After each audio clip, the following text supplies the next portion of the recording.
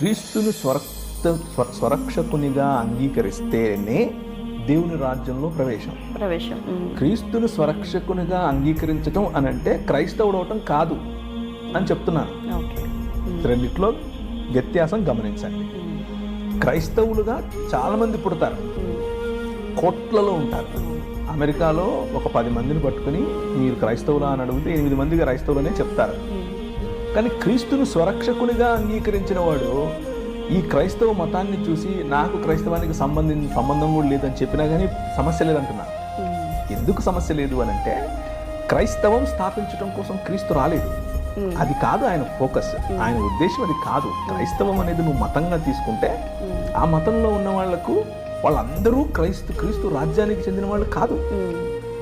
క్రీస్తు రాజ్యానికి చెందినవాడు ఎవరు అని అంటే నేను కేవలము క్రీస్తు ఆధిపత్యం కింద మాత్రమే బ్రతుకుతాను, నా క్రీస్తు